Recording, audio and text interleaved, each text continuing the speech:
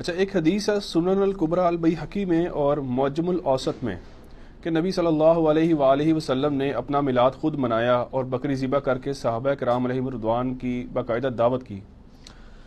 یہ ڈاکٹر طارق القادری صاحب نے بھی روایت پیش کی ہے، یہ نبی علیہ السلام نے اپنا عقیقہ کیا تھا اصل میں اعلان نبوت کے بعد، یہ میلاد نہیں منایا تھا، ورنہ تو یہ ایک دفعہ نہ ہوتا، ہر سال ہوتا۔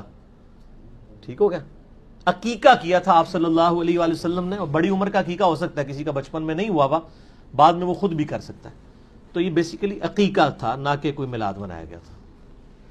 آؤٹ آف کانٹیکسٹ کوٹ کرتے ہیں۔ کیا صحیح مسلم میں ایسی کوئی حدیث موجود ہے کہ حضرت معاویہ رضی اللہ تعالیٰ عنہ نے باقاعدہ محفل میلاد کا اہتمام کیا تھا صحابہ کرام کو جمع فرما کر؟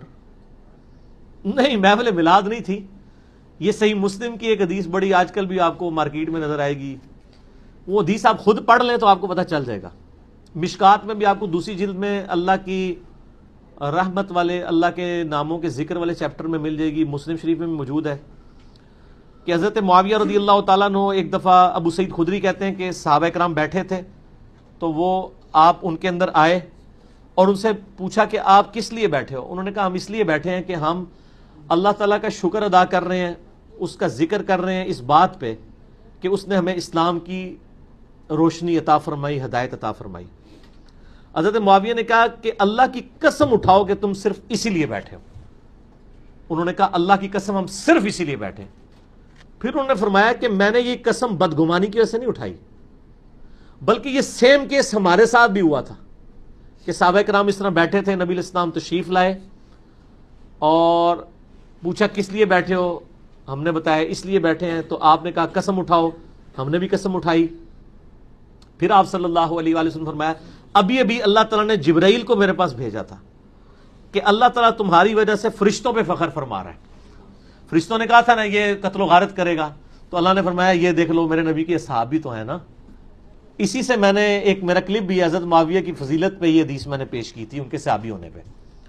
اس میں میلاد کا تو ذکر ہی نہیں ہے، اس میں تو ہے کہ وہ یہ ذکر کر رہے تھے کہ بھئی نبی علیہ السلام کی وجہ سے اللہ تعالیٰ نے ہمیں ہدایت دی، اور وہ تو ہم ہر وقت ذکر کرتے ہیں، ہم تو ہر وقت کہتے ہیں۔ میلاد کی کوئی محفل نہیں تھی، بلکہ آپ بھی سر جو میلاد کی محفلیں کرتے ہیں نا، اس میں یہی حدیثیں بیان کر کے وہ اسلام بھی پھر لوگوں کو بتایا کریں۔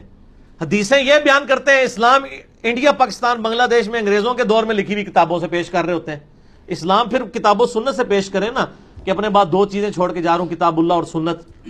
الموطا امام مالک میں، مستدل الحاکم میں آتا ہے، اور مسلم شریف میں آتا ہے قرآن اور اہل بیت کے ساتھ اس نے سلوک کرنا اور قرآن کو پکڑنا۔ تو آگے پھر قرآن پکڑایا کریں نا، روایتیں یہ پیش کرتے ہیں اور جلسے جلوسوں میں کیا کر رہے ہوتے ہیں۔